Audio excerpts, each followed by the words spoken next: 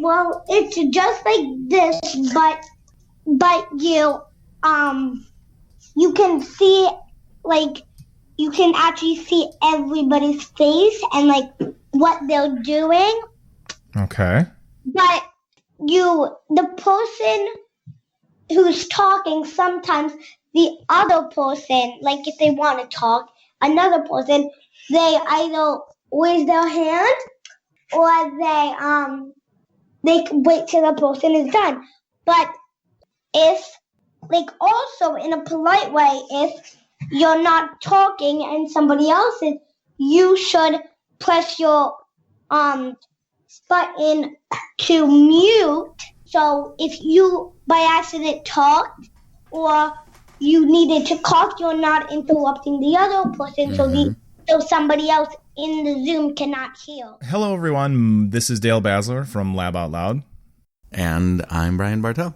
And if you haven't figured it out already, we're starting this podcast a little different. This is the Lab Out Loud podcast, but we're starting a little bit of a special edition since, for obvious circumstances, social distancing, all those kinds of things. The good thing is that actually Brian and I have been practicing social distancing to make this podcast for years, actually. Yeah, many of you probably think we are like in the room together when we're doing this, but no, we're in our own basements.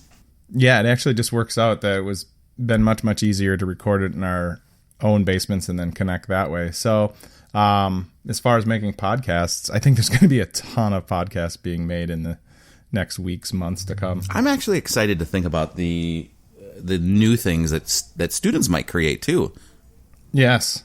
So you heard in the beginning there, that was from a student. We're going to talk more about her and her sister and her father, about life, learning now from home and what that's like.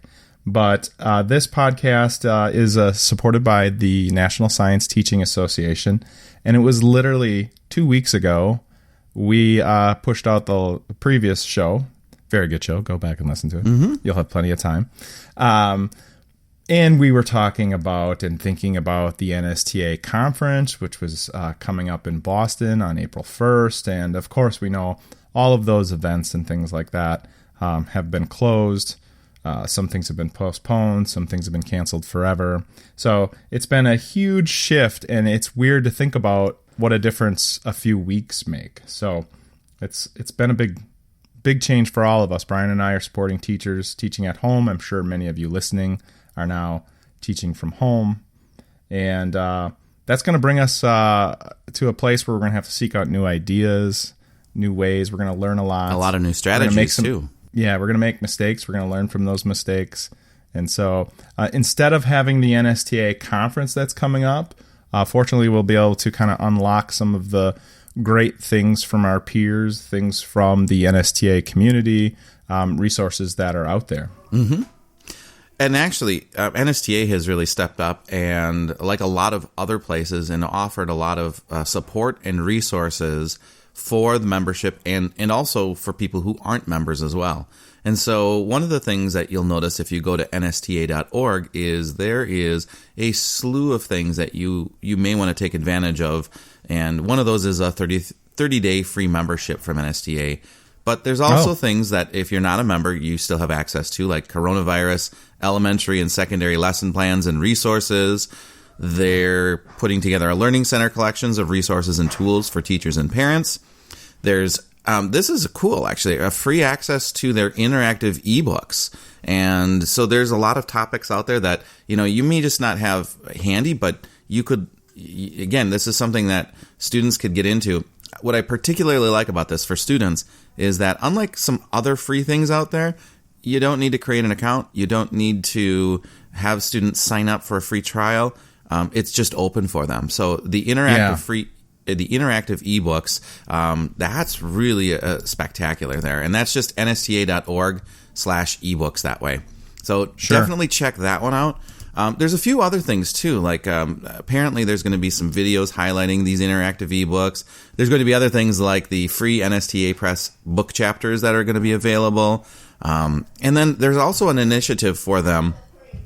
They're starting with working with something in the NSTA Learning Center called #LearningTogether. And this encourages teachers and parents and anyone else that wants to share in to collect and share resources, tips, and tricks.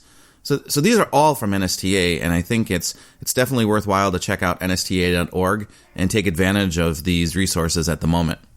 Yeah, there's a link for external resources too, I see. Mm-hmm. So, I mean, certainly NSTA is a great place to start, and there's a lot of other places where we're going to be able to gather resources from, just simple things like, the Smithsonian or NASA and things like that.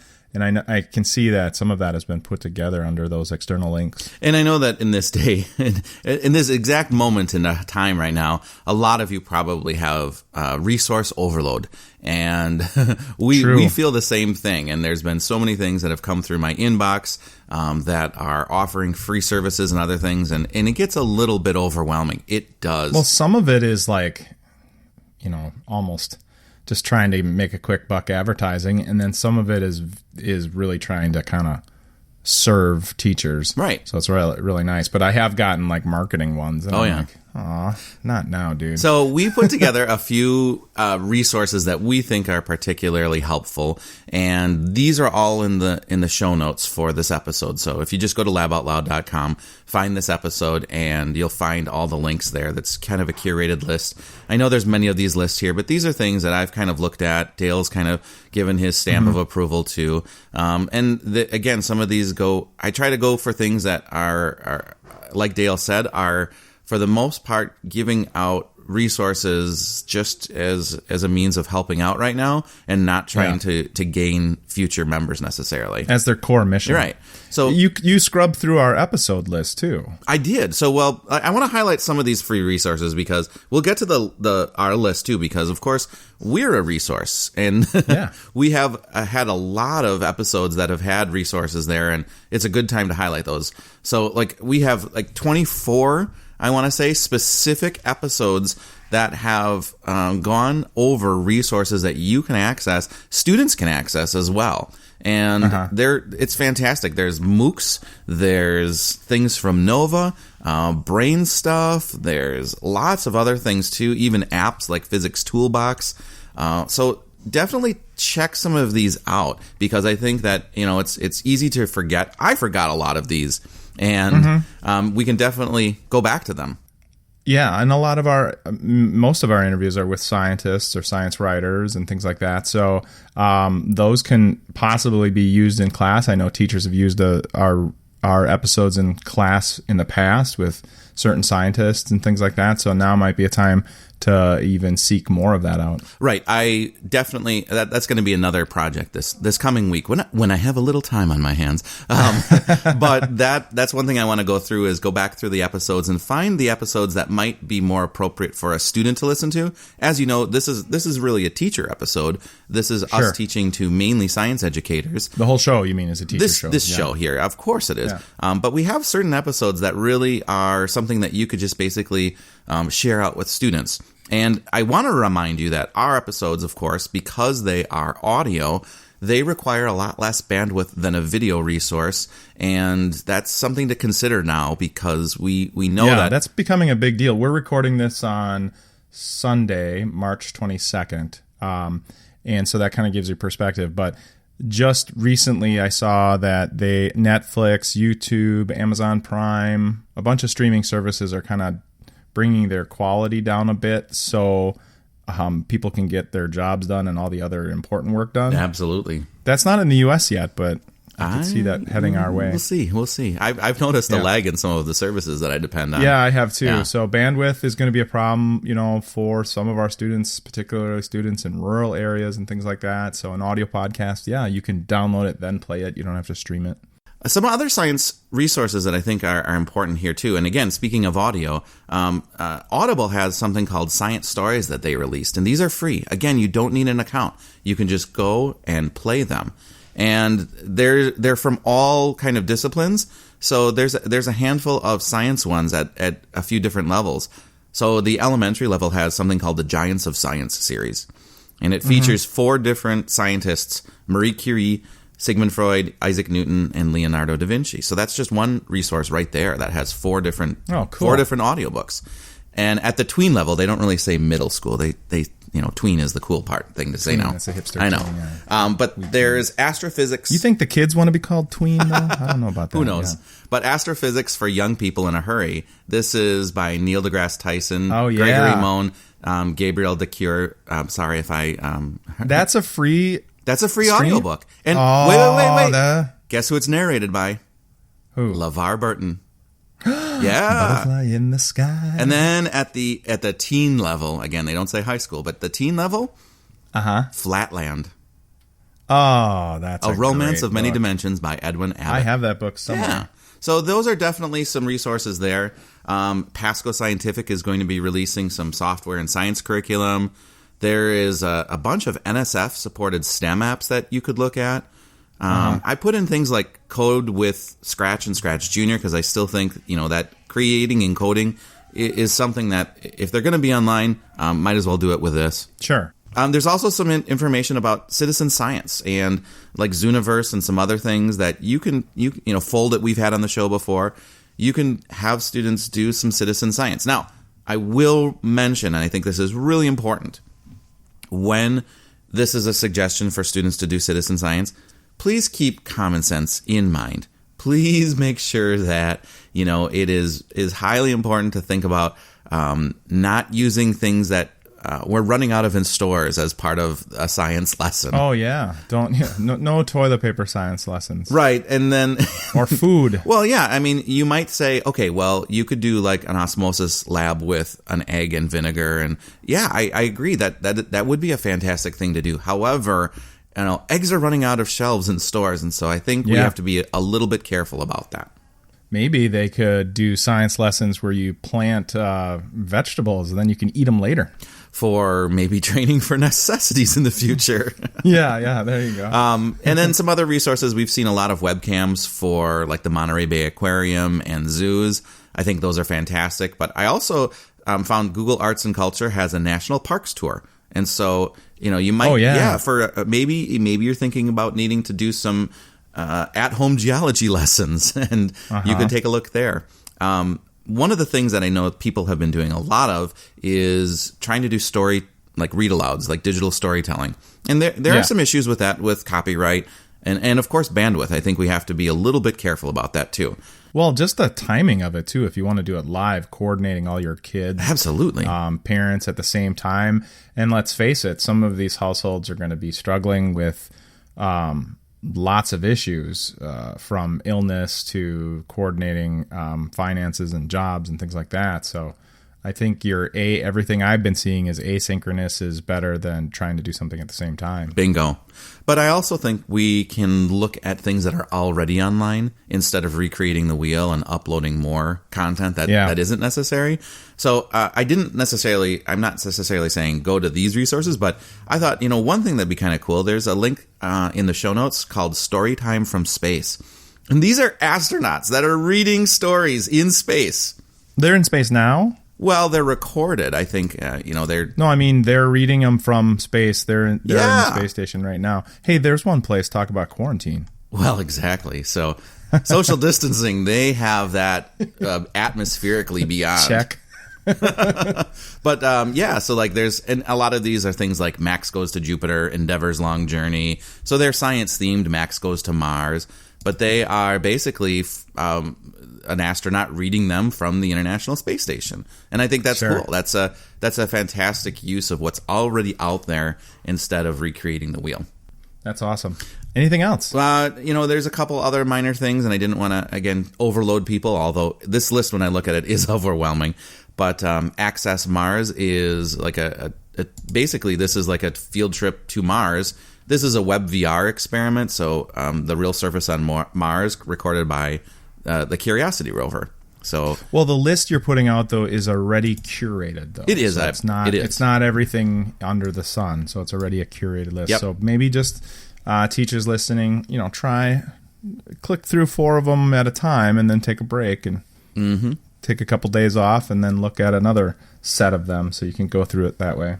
And then I know this is talking to a select few, but I think it's important for us to discuss real quickly, because Dale and I have talked about 3D printing in the past. And I know that not everyone has a 3D printer by any means, so keep that in mind. But this is something like, if you have a 3D printer, there is a whole slew of NASA models out there that you could print up and learn from as well. And I think, again, one of the problems with 3D printing is time, and that doesn't look like we'll be in short supply of that anytime soon.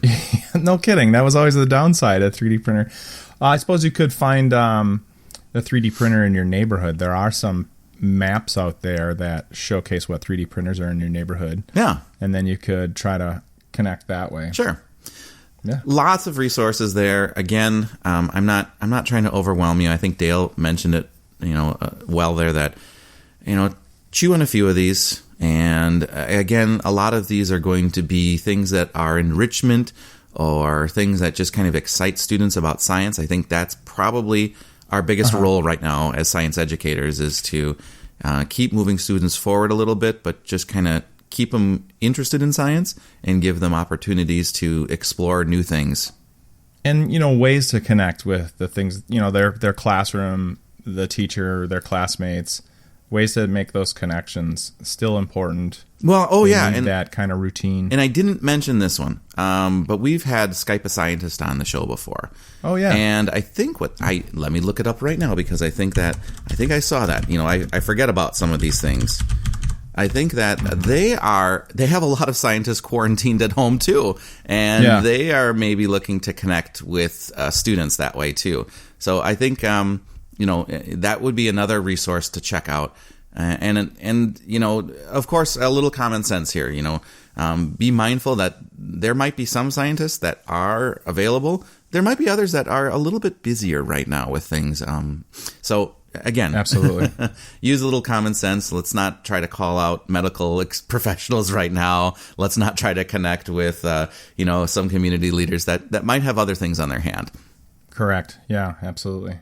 Well, let's go back to the very beginning clip. You heard from a student, and that was a student from a guest who's been on the show many times, Fred Ende. It's one of his daughters. Fred Ende is a former science teacher. He works in science education. He's in New York State. And also He's quarantined. Been on our show. He's also been quarantined, and we talked to him a week ago. And even though a week has gone, it's only been a week, a lot has changed. But we start off talking with him and his daughters just to get a sense about how this learning from home has been going. So you are, just for you to know, you're here in our kitchen with my two daughters, and my wife is here too. Well, hello all to the Endies. Hi. Can you give us some names? So what we've been talking a little bit about, guys, is the importance of personally identifiable information, right? And the types of things you share online. So when we have started doing our recordings with people, they refer to themselves based on their age. So my oldest daughter is 9 and my youngest is 6. And so that tends to be their names when we 9 and chat 6. with people. Yep. I like the approach. Yeah, that is a great idea. But I'm old, so I'm Lori. Hi, Lori. Welcome. Hi. Okay, so 9 and 6, you're at home now, and you're not going to be going to school this week, right? Well, we won't be on Monday and Tuesday, but I don't know about the rest of the week. We might be off, we might not. I don't know. Have you had to do any learning at home? Well, my teacher just made us bring home our computers, and they give us assignments that we do at home. And how's that been going? Through Think Central. Oh, we have that as well. What other things do you do in there, 9? We're also getting things from Google Classroom. Okay. Oh, okay. Are you missing school? A little, because I'm missing my friends, and I'm missing my substitute teacher. Okay. So you've done a little bit of work on the computer. Yeah. Anything else that you had to do?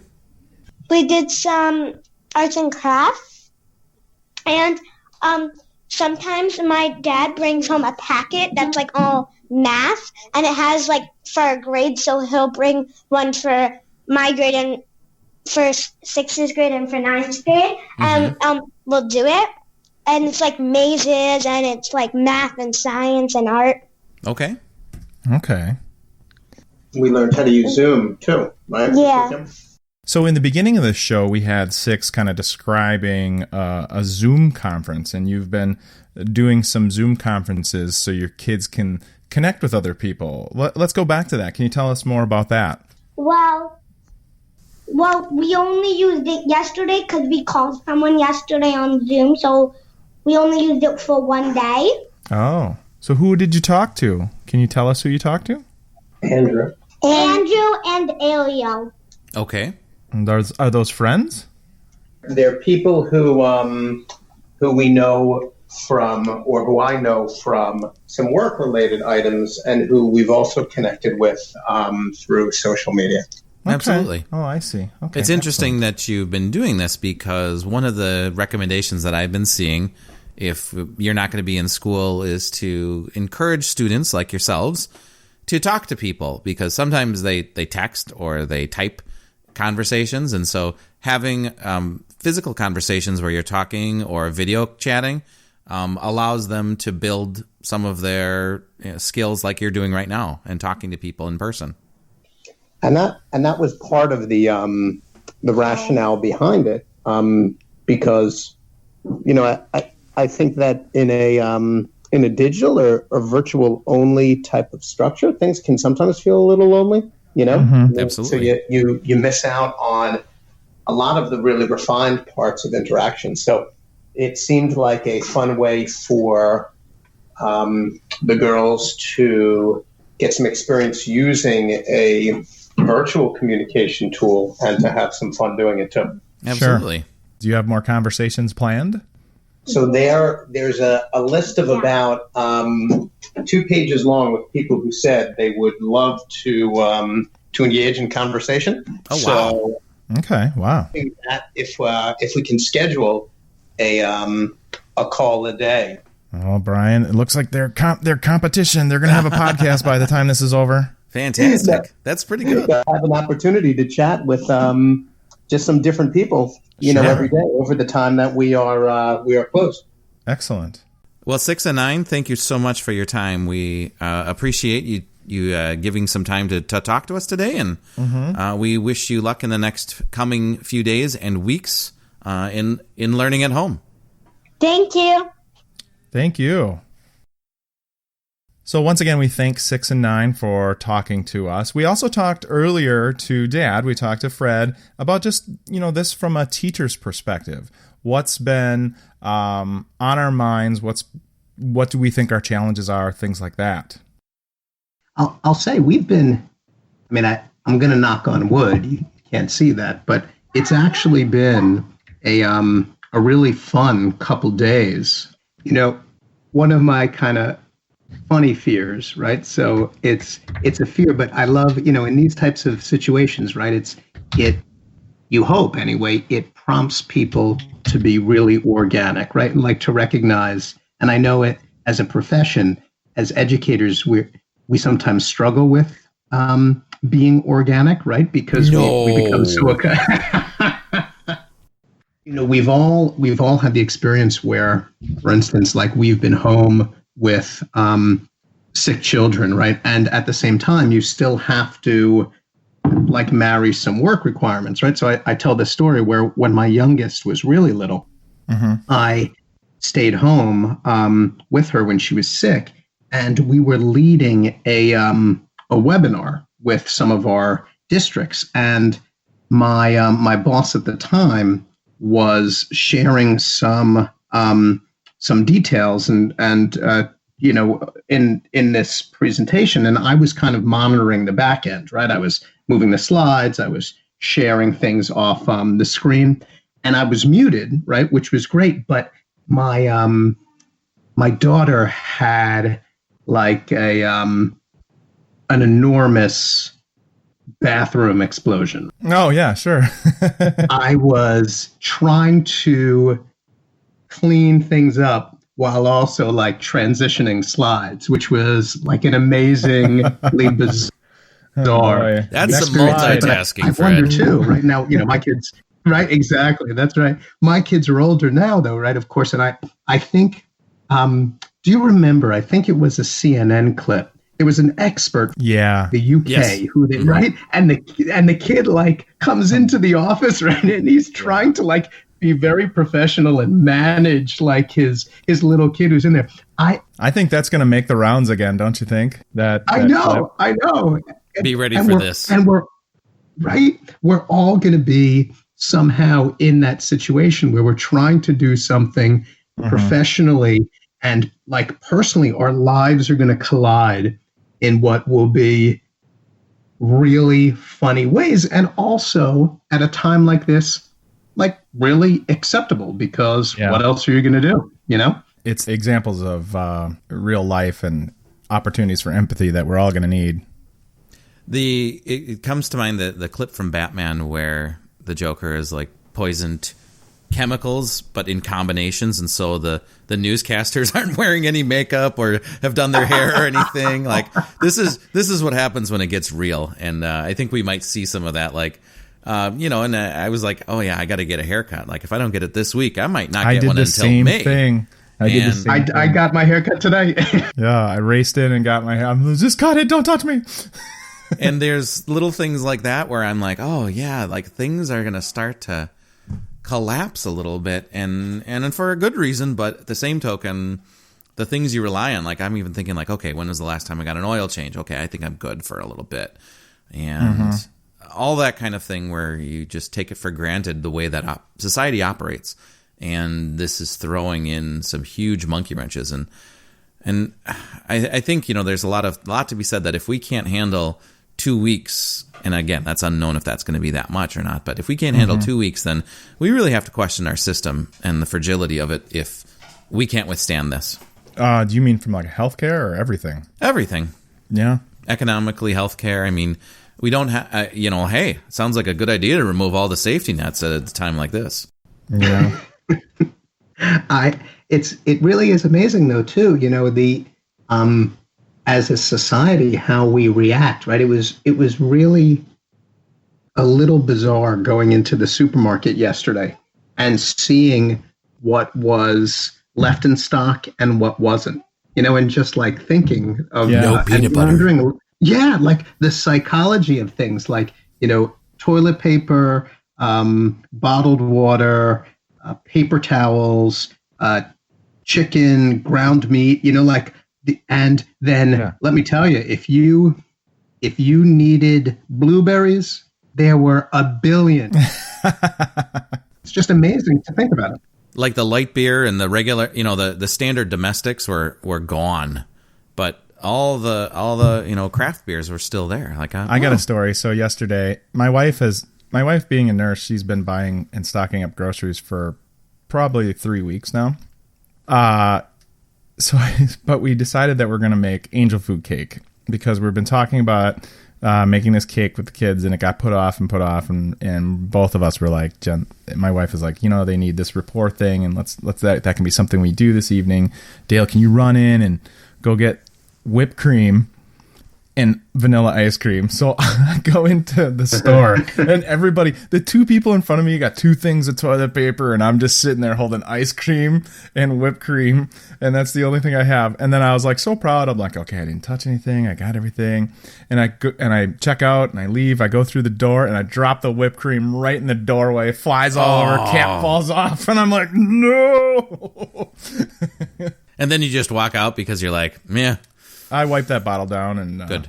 We still ate that whipped cream. We just cleaned it all off.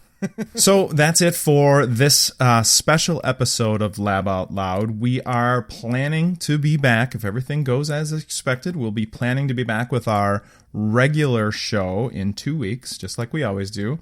And we will post that just like we always do. So we hope everybody out there is staying safe, staying healthy, that your classes are going well, and we're thinking about all of you. We're going to end this show with a few jokes from our student guests 6 and 9. Bye, everyone. Goodbye.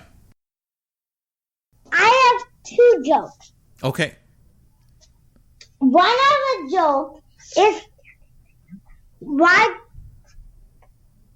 did the cookie go to the doctor? I don't know why the cookie went to the doctor. Because he was chipped? No, because she was feeling crummy. Yeah. I have a few jokes too. Okay. 9. There was a farmer, and he went to the farm. And he went to the farm on Monday. He was there for 3 days. How did he get back on Friday?